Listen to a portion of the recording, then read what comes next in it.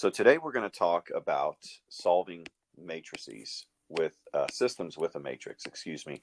We're going to call this one 10.5a, which means, of course, we've got another one coming.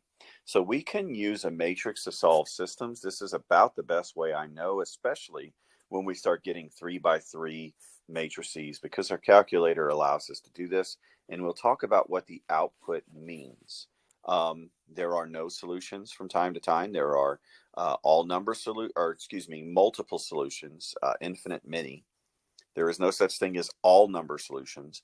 The difference between all number solutions and infinite many is all number solutions mean any number you put in will give a true statement. Infinite many just means there's an infinite number of solutions, but not everything you plug in will work. So this is the best way I know to solve systems, especially as they get more and more complex. So make sure you have your calculator out. We're going to go through these examples. They're also on Delta Math. So we're going to learn how to solve a matrix, a system of equations using a matrix. First thing we're going to do is put this into our calculator. There's actually two ways of doing this. There's using an inverse matrix, which we are going to kind of stay away from just because it's a little more difficult and more time consuming, to be honest with you. But you may see this from time to time. The inverse matrix of A times B will also give you the solution. But we're going to work on the reverse row echelon form. It's the R, R, E, F.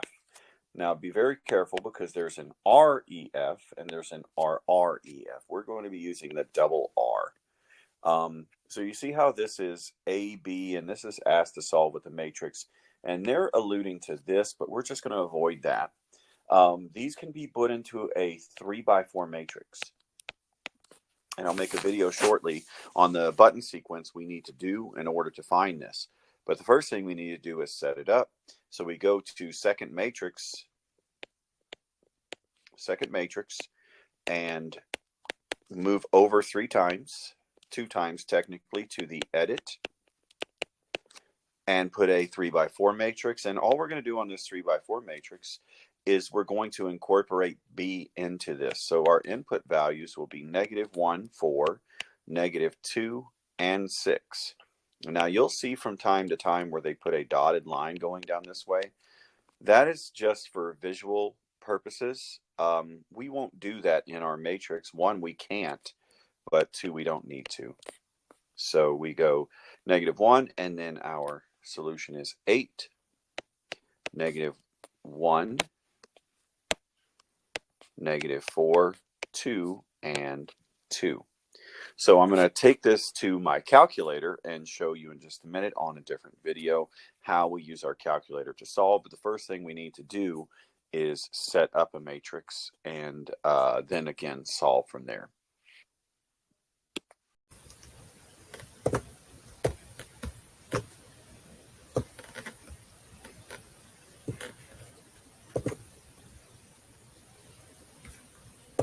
All right, so now we've got all of our information into our matrix. So we're going to use the calculator to give us a solution here. So I'm going to first go to my calculator and hit second, and then matrix, which is our button right below math. We go to second matrix and we're going to slide over to edit. And we need to create a 3x4 matrix. So I'm just going to type and use my enter. So we go 3x4. Now we have a matrix that pops up here. And then I put in my values. It's very important you put your X's, Y's, and Z's in the corresponding order. The order they go in actually doesn't matter as long as you have the corresponding parts over top of one another. So we'll put -2. And on later examples, I'm not going to go through this. We'll just show the answer. So watch carefully as we do these. May even do a Desmos example. There's my placeholder of 0.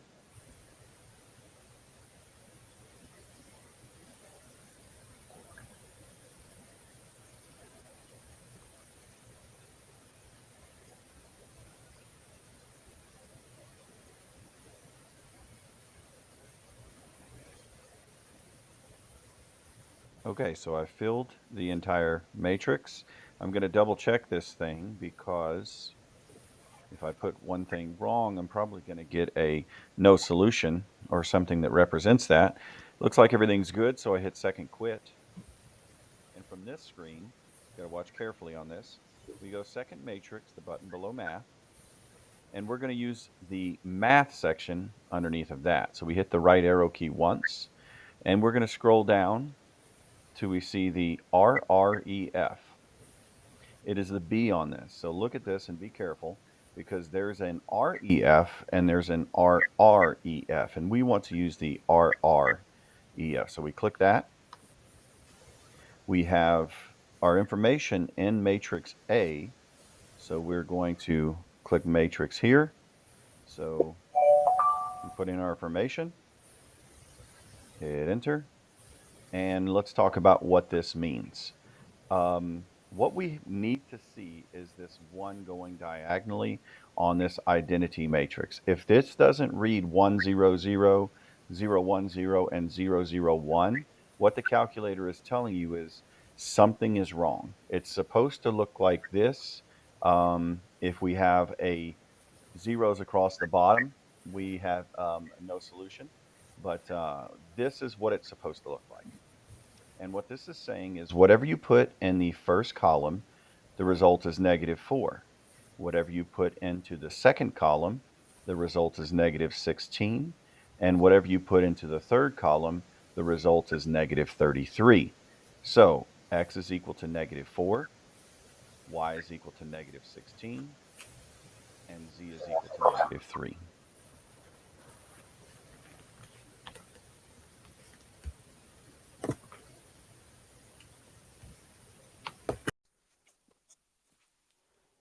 So again, on this one, we've seen how we use the matrix. So all we're going to do on this one is basically show the setup. If you get confused on what buttons you're supposed to push, just back up a little bit and then see what sequence we used on the previous question.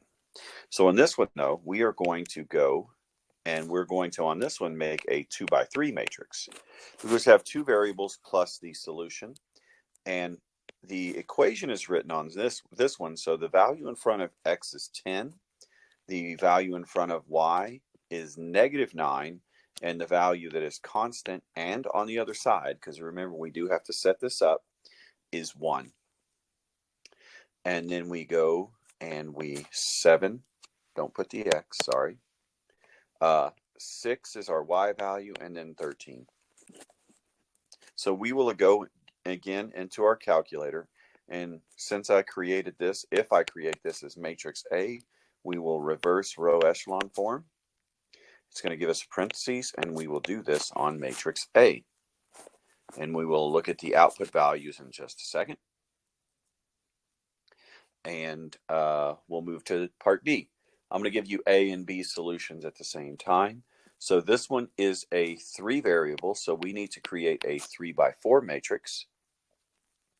Our x values will go in the first place, then y's, then z's, and then the constant values. So we need to get everything to the appropriate side. And when we do that, the 4 is x, the y is 2, the z is -1, and the constant value is 14. On the second one, we have an x value of 2, a y value of -3, a z value of 5, and a constant value of 20. Now you'll notice on the third equation, we have no z value. That's not a problem. We have 3 x's, we have -6y, we have no z's, so we just hold the place with a 0, and then a constant value of 8. Now I'm going to put this in as matrix B, because I've already got the other one filled out. So I will do reverse row echelon of B.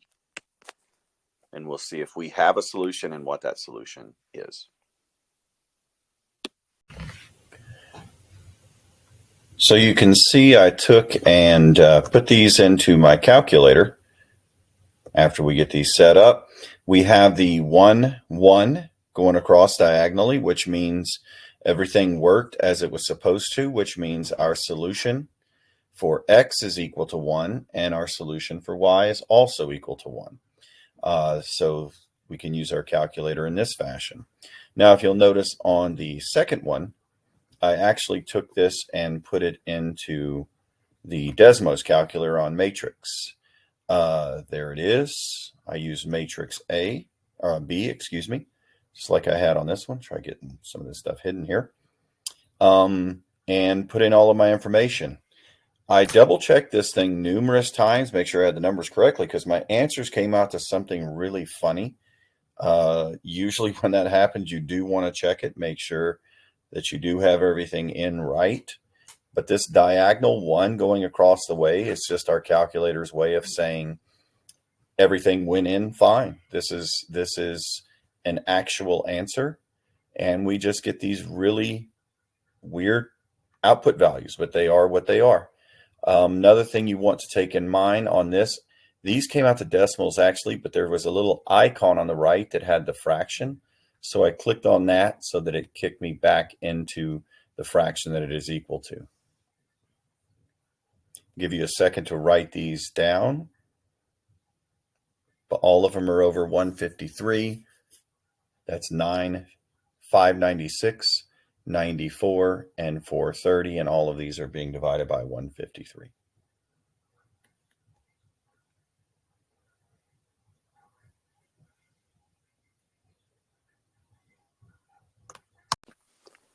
And then the last little set here, again, we're just doing the same thing again, letting the calculator solve these systems for us. But we first need to set up the equation, matrix, excuse me. This one is a 2 by 3 with an x value of 3, a y value of 4, and a constant value of 8. The next one, we have an x value of 3/2. You can put that as a decimal or as a fraction. The matrix will recognize the difference. The y value is 2, and the constant value is 5. I'm going to call this one matrix C whenever I put it into my calculator. So we will go reverse row echelon on C. And the reason why I'm doing these is because I'm going to do these in later classes as well. And if I know that I'm going to reuse a matrix, it doesn't make sense to keep inputting that matrix. And then B, we have 3 variables. So this one needs to be a 3 by 4. The x value is there, which means it does exist. So it's not a 0. Remember, we put a 0 if it's not there. So the x value is 1. The y value is 2. The z value is -4. And the constant value is 4. Now, when we run into equations that are not set in standard form is this.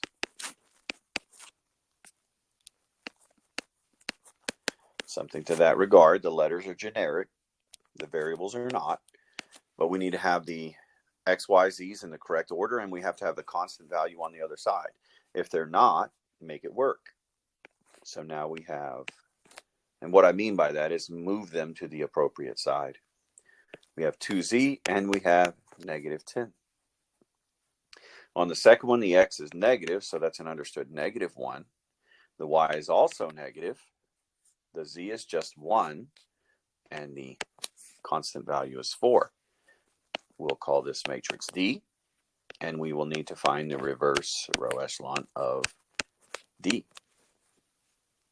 I'm going to make a real quick calculator use on these, put those in, and see what comes out.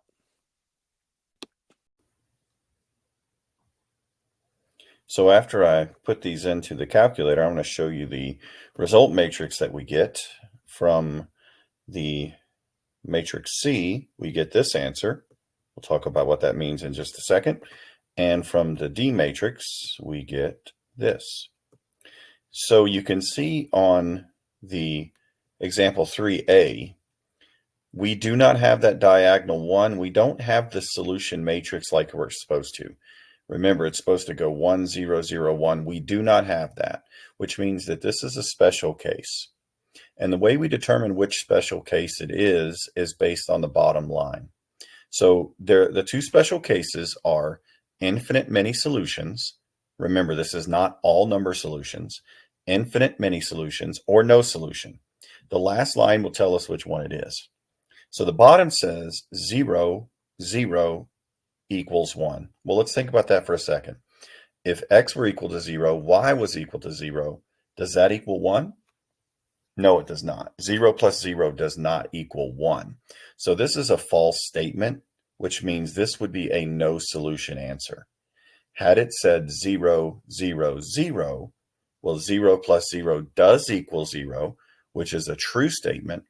And on the true statements, we have, again, not all number solutions, but infinite many solutions, meaning there are more than just one answer that works. And in example 3b, we do see we have the identity matrix looking right. It's 1, 0, 0, 0, 1, 0, and 0, 0, 1.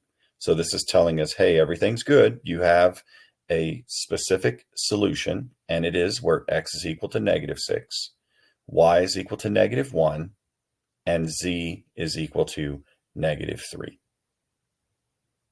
So this is how we use our calculator and the matrix, or in this case, Desmos, to solve systems of equation.